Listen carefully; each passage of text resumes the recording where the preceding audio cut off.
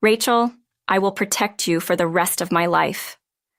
Hearing those words declared with a bashful yet firm tone, Lindsay involuntarily stopped in her tracks because, after all, that voice belonged to her husband. When she slowly turned around, not believing what she just heard, there they were, her husband and her best friend, arms crossed and smiling happily at each other. Unable to comprehend the situation, she stood there, dumbfounded, as a joyful atmosphere filled the air around her. Regaining her senses, Lindsay managed to smile and made her way through the crowd to step forward. Then, ignoring the surprised looks from both her husband and friend, she walked up to the stage. They looked at her, unable to say anything, holding each other tightly as if to protect one another. Lindsay smiled at them and looked around the noisy venue, silencing the crowd. Then, she took the microphone from her husband, took a deep breath, and properly introduced herself.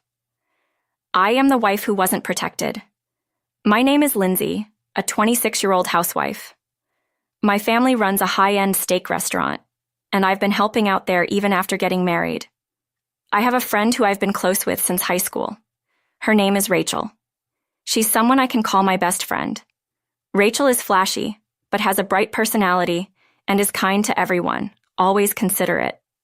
Of course, that was the same towards me when we first became classmates in high school. Seeing me nervous, she slowly started to talk to me. Gradually, we began to talk more, and now we are best friends who can share anything with each other. Rachel and I graduated from high school and went to the same university, continuing to be good friends. Joining the same student club, we had fun times. When we met Tom was a senior and the leader of the student club. Kind, sincere, and reliable, I was attracted to him. Rachel noticed my feelings quickly, and I consulted with her about many things. As Tom was graduating, Rachel suggested I confess to him. I wasn't planning to go that far, but pushed by Rachel's strong encouragement, I confessed, expecting to be turned down. But it was a success. Tom and I started dating, and after I graduated from university, we got married. However, we decided not to have a wedding ceremony, just greeting each other's parents and obtaining a marriage license. Thus, Tom and I became husband and wife, and we started our life together in a new apartment. My parents suggested we live in a house, but Tom declared he would build one in the future, which satisfied them. The beginning of our married life seemed smooth. Tom worked hard and saved for our future, always kind to me. One day, I made a suggestion to Tom. It was the day when he came home early from work, which was rare. We were sitting on the living room sofa, enjoying our time together. Seeing an opportunity as our conversation paused, I told Tom I wanted children. "Well, yeah, that's right. I'll work even harder then, considering that." Tom's response was somewhat unexpected, but raising a child costs money. Honestly, my parents could help financially, but Tom seemed not to want to rely on them. When we moved to our new home, I had asked Tom why he refused my parents' offer to help. He wanted to manage our life on our own. I was deeply impressed by Tom. Similarly, he wanted to raise our child with our efforts, and I was moved by Tom's thoughtfulness, leaving me speechless. However, a suspicious event gradually made me question Tom. It was about 2 years into our marriage. I told Tom I wanted a child again. "But it's about time for that, isn't it?" "All right, I'll start studying child rearing," Tom said with a smile, leaving me speechless. Perhaps he was indirectly refusing. That doubt crossed my mind, and I couldn't say anything more. Moreover, Tom has been busy with work and hardly comes home lately. It wasn't like this at first, but since he said he would study child rearing, he began to come home later and later. Tom got a job before me, so it was natural for him to gradually climb the corporate ladder and become busier. However, starting the day after we talked about having children, coming home after the date changes, or suddenly not coming home because of a sudden drinking party seemed suspicious no matter how I thought about it. When he came home late, I tried to be considerate to make him comfortable, but he started to react coldly to everything, as if trying to distance himself from me. In addition to that, Tom started doing something unthinkable before, especially late. He began visiting my parents' house after work or drinking parties to eat our steaks. While I was happy about it, when Tom, who had said he wanted to rely on my parents as little as possible, cheerfully suggested. It must be hard to cook every day, right? Why don't you just come to Lindsay's place to eat from now on? I almost dropped the plate I was holding. After such incidents continued, I decided to carefully observe Tom's actions. His behavior when he came home, how he acted when relaxing, and unavoidably, I also checked for any signs of infidelity. But there were no such signs from Tom, and maybe because my observations were too apparent, he began to stay away from home even more. The frequency of him not coming home all night without any contact or coming home while I was asleep and leaving before I woke up started to increase. Just as such a lifestyle was becoming the norm, Tom unexpectedly came home for dinner after a long time. "What's up? It's rare for you to come home today." Without much thought, I blurted out what was on my mind. Immediately after, I regretted it, but Tom didn't seem to mind and casually said, "Yeah, I was supposed to work late today, but a business trip came up suddenly for tomorrow. I need to prepare now." Saying that without even changing clothes, Tom took out a large suitcase from his room and started packing hurriedly. Occasionally, he would ask me where this or that was, prompting me to help with the packing in a rush. Once the packing was done, Tom suddenly claimed he was hungry, so I had no choice but to serve some food I had prepared for myself. "Lindsay's cooking, it's been a while. Food made by someone else really is the best, isn't it?" After finishing his meal neatly, Tom went straight to take a bath and then to bed. I sighed deeply while cleaning up. The next day, Tom left for his business trip before I woke up. I wondered when he would return. Ultimately, Tom didn't tell me how long he would be on his business trip. He took about a week's worth of clothes, probably planning to use a coin laundry to rotate them. Alone again, I spent my days doing household chores, reading books, and living a tasteless life. In the evening, I would go back to my parents' house to help with the shop. 5 days had passed since Tom left on his business trip. Living in such a cycle this day, we received an order for appetizers from Rachel's house for the first time in a long while. Actually, Rachel is the daughter of a wealthy family, often using my parents' shop for parties at her home. Since graduating from college, Rachel had entered a company to gain experience for taking over her family's business, so she probably hadn't had many chances to throw parties. Hearing from Rachel after such a long time naturally brightened my voice. "Lindsay, it's been a while. Can I ask for your appetizers again like before?" "It's been a while, Rachel. Of course, how many servings should I bring this time?" It was a small party, so the order was for 50 people. To me, that still seemed like a lot, but for Rachel, it was considered small. I immediately told my parents and decided to personally deliver the appetizers to Rachel's house as it had been a while. On the day of delivery, once the ordered appetizers were ready, I proudly headed to Rachel's house. I wasn't interested in the party's details, but I was looking forward to possibly meeting Rachel. I rang the doorbell and introduced myself. Then the housekeeper opened the door for me, letting me in while saying it had been a while. I was led to the hall, which was the venue, and I began arranging the ordered items on the table. The party itself seemed to have already started, with Rachel's father, David, giving a speech. I tried not to disturb anyone while I was setting up, but the people around me showed no interest in me, the person delivering the appetizers. Just when I was about to finish setting up, the people behind me suddenly started clapping loudly.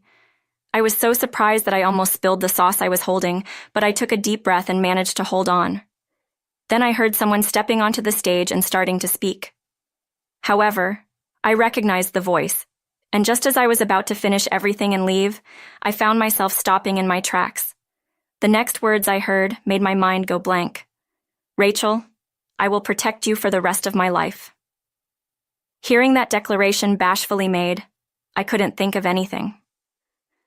The voice that echoed throughout the hall belonged to my husband, Tom. Thinking it couldn't be, I slowly turned around, and there were Tom and my best friend Rachel, arms crossed and smiling happily at each other. Unable to comprehend the situation, I stood there, dumbfounded. A celebratory atmosphere filled the air in front of me. I came to my senses, forced a smile on my face, and decided to make my way forward through the crowd. Then, appearing in front of Tom and Rachel, both of them noticed me and gasped in surprise. Ignoring the two of them who looked at me as if they'd seen a monster, I stepped onto the stage, and they slowly backed away. After stepping down from the stage, they looked at me, unable to say anything, holding each other as if to protect themselves. The entire venue became noisy at the strange sight, and Rachel's parents began to demand what was going on from the two. But they just held each other and looked at me without answering. I smiled at them and looked around the noisy venue, silencing the crowd. As I looked around, the noise gradually subsided, and eventually everyone was waiting for what I had to say. After confirming this, I suddenly turned back to the two, snatched the microphone from a frightened Tom, took a deep breath, and properly introduced myself. Good evening, everyone. I am the wife who wasn't protected. Saying this, not only the invited guests but also Rachel's parents were wide-eyed and surprised. From their reactions alone, it was clear that this was a plan between Rachel and Tom alone. In a hurry, I decided to turn back to Rachel, who was arguing with Tom, and asked with a smile still on my face, "Hey, Rachel, are you getting married to this man? Congratulations, then." As I spoke, Rachel held her breath and clung to Tom, and Tom, clinging back to Rachel, made it seem as if I was the villain. Unsatisfied with this, I decided to explain the situation politely to everyone in the venue other than Rachel and Tom. Ladies and gentlemen, you might have gathered here today for what you believe is these two's wedding announcement party, but you are mistaken. Today's party is not a wedding announcement but an affair revelation, so please make no mistake. After saying this, not only the venue but also Rachel's parents became even more upset. Therefore, I decided to report the detailed situation and question the two. First of all, Tom here is my husband. We didn't have a wedding ceremony as I didn't wish for it, but we are married, and next to him is Rachel, who has been my best friend since high school. In short, I was just betrayed by my best friend and husband. Is this a coincidence? I said, turning to face Rachel and Tom. However, no response came from the two, and I shrugged my shoulders. Then Rachel's mother, Sophia, mentioned that she had not heard about me being married. That comment made me realize what Rachel had intended. Rachel had been aiming for Tom since we got married, or perhaps even before that. Glancing at Rachel, she was biting her lip and glaring at me, and when our eyes met, she let go of Tom and lunged at me. "Stop lying, I haven't betrayed you." Hearing Rachel start with something so unconvincing at this point, I sighed and continued the conversation. "Did you all hear that? Rachel says she hasn't betrayed me, but what does that mean exactly? Rachel, who wholeheartedly supported me dating Tom and was the happiest about our marriage announcement. Who is she really?" "Stop it already! What's with that way of speaking? It's so irritating. Someone get her out of here!" Rachel shrieked, and David silenced her with a loud voice. My parents, who were completely unaware of the situation until now, seemed to want to hear the story from me. If that's the case, I have to make sure everyone here, especially Rachel's parents, hear me out. As I mentioned earlier, it's thanks to Rachel that Tom and I started dating, and it was Rachel who was so happy when we announced our marriage. But why are Rachel and Tom trying to get married behind my back now? Tom, I'd like you to explain that. This time I turned the conversation to Tom, who was panicking and looking pitiful instead of the furious Rachel. As expected, when I named Tom, he was shocked, shuddering, and could only mutter incoherently. Unable to stand it anymore, I chose my words to provoke him and asked again. "I'm asking why you're trying to marry Rachel when you're married to me. Was what you said earlier about protecting Rachel for life a lie? Or was our marriage itself a lie?" "I haven't lied about anything." Tom raised his voice as if to say he was being sincere, responding to my accusatory tone. Either way, his words were insincere, but at that moment I didn't care. "Really? Then isn't this situation strange? You're married to me, but you'll protect Rachel for life. Sorry, but this country doesn't allow polygamy or bigamy." Tom then began to speak with a face like he was about to cry. "No, it's not like that. I wanted to marry Rachel at first, but Rachel is popular, right? I thought she wouldn't even look at someone like me. But because you were always with her, I thought maybe if I got close to you, I could eventually become friends with Rachel too." Hearing this, I was about to lose my temper, but decided to keep calm and let everyone hear everything. "So you approached me to get Rachel, and that was your intention from the start. That's why you've been avoiding the topic of children. That's right? Because if we had a child, I couldn't break up with you if I wanted to marry Rachel." I wanted him to deny it, but Tom honestly answered. While I was struggling to contain my anger, Tom started babbling without anyone asking, as if confessing everything would make me forgive him. Also, your family owns a high-end steak restaurant, and Lindsay's parents are nice people. So they treat me to a lot of meals. I thought being able to eat as much high-quality steak as I want whenever I wanted wasn't bad. I was about to hit him, but just as I was about to step down from the stage, Rachel, who had been silent until then, started laughing loudly. Ah ha ha ha. Well, isn't that great for you, having such a talent? I didn't even want to order appetizers from you, but Tom insisted, so I did. Be grateful. And I never thought of you as a friend from the start. You were just the perfect foil for me, and I've been using you all along. Rachel finally showed her true colors. Either she gave up hiding it or felt confident after hearing Tom's assessment of me. Either way, she started revealing various things like Tom did. It was a long plan. I met Tom in college and wanted to make him my partner, but Tom himself lacked the courage. I thought if I could use you to take him away, Tom would realize his charm, and I could discard you when you were no longer needed. Rachel's outrageous statements caused the hall to become noisy again. Rachel's parents covered their mouths, looking at their daughter as if they couldn't believe what they were seeing. Amidst this, Rachel clung to Tom and glared at me. Then David stepped forward and bowed to me. He also bowed to the guests and said in a clear voice, "We deeply apologize for the disgraceful behavior displayed by our daughter at this event. We are sincerely sorry for any discomfort this may have caused you." Then, turning back to me, he bowed again and apologized. "Lindsay, I am truly sorry. I never imagined my daughter would turn out to be such a person. We've been close since we were young, and to repay you like this, I don't even know what to say. I won't ask for your forgiveness, but could we possibly settle this matter amicably?" While I understand that a parent will defend their child no matter what they do, this is too much. If she shows no signs of remorse, I intend to make this public. At this exchange, Rachel's face turned pale. A bit away, Sophia was crying, and seeing that, Rachel seemed to lose even more color. Tom, in his misguided attempt to console her, was doing all the wrong things, trying to make her laugh or making gestures as if to hit me. Watching this, I wondered what I ever saw in Tom. Rachel, annoyed by Tom's gestures, tried to distance herself, but Tom seemed not to understand. Watching their interaction, I lost interest and decided to put an end to it. Well, now that your affair has been uncovered, I'll be seeking damages from Rachel and also from Tom, along with a demand for a divorce. What?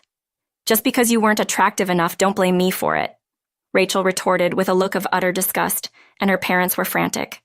They remembered when I said I'd go public if Rachel showed no remorse. Tom, too indecisive and unclear, muttered something about not being able to pay, but that was not my concern. Irritated by their continued complaints, I firmly held the microphone and said, "Well then, I'll have to make it public. It might be good for you to experience what happens when you don't show proper remorse." As I was about to leave the stage, Rachel's parents desperately pleaded, "Lindsay, we'll take care of the damages. Just please don't go public. Please, we're begging you. I'm begging you, Lindsay. Please not in public." Seeing them so desperately defending Rachel made it seem like they only cared about their own interests. I frowned and looked at Rachel, but seeing her parents, she showed no sign of remorse. Fed up with the situation, I decided to deliver the final blow. "I don't know how long you plan to act so nonchalantly, but your cheating will be revealed soon enough." At my words, Rachel's eyes widened as everyone was shocked, and confusion began. I stepped down from the stage and made it clear through the microphone. "Everyone knows about your flings. You've been seen with multiple partners, choosing whoever is convenient at the time. How many people do you think have witnessed this? The latest info is from yesterday. You were seen entering a hotel with a man, just so you know." Immediately, David yelled out. Sophia began to cry loudly, and Tom was just flustered, not understanding the situation. The guests started to murmur, and eyewitness testimonies began to emerge. Taking advantage of the chaos, I dropped the microphone and left the scene. Feeling good, I returned home to find my parents closing up the shop early.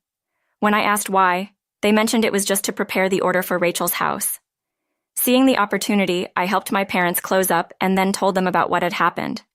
They were outraged, but I desperately stopped them from getting involved to avoid unnecessary rumors attaching to their business.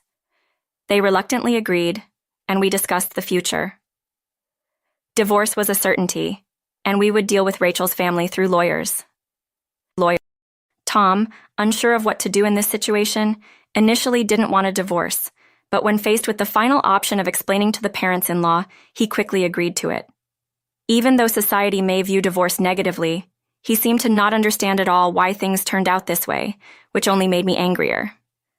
However, the parents-in-law were reasonable, offering apologies over the phone and in person. They also promised to ensure Tom paid the damages from his earnings, which was satisfactory to me. The problem, however, was on Rachel's side. Despite the discussions through lawyers, she unexpectedly showed up without prior notice, wanting to talk. Since the shop was operating normally, we couldn't dismiss her and let her into our home. Talking with my mother, Rachel's parents didn't say much, instead desperately trying to hand over a paper bag. When asked what was inside, they only said it was their feelings, being vague. Frustrated, I asked again, and they revealed it was for the damages. Rachel, not showing up herself but trying to hand over money, angered both my mother and me. When asked whether they preferred being reported to the police for disturbing the business or leaving immediately without leaving anything behind, Rachel's parents quickly left. Despite these events, I successfully divorced. Since then, Rachel and her family haven't bothered me, and my shop has continued to thrive as usual. Yet, having grown up in a place where such troubles occurred, I couldn't find peace of mind. With my parents' advice and having a substantial amount of money at hand, I decided to take a bold step and move far away from my hometown. In this new place I chose, I thought of realizing something I had always dreamed of, albeit vaguely. I have always loved cooking, especially baking. I couldn't forget the joy of bringing my creations to school and seeing my classmates enjoy them. And I've always wanted to open a cafe someday. Fortunately, with the funds available, I am planning to open a cafe.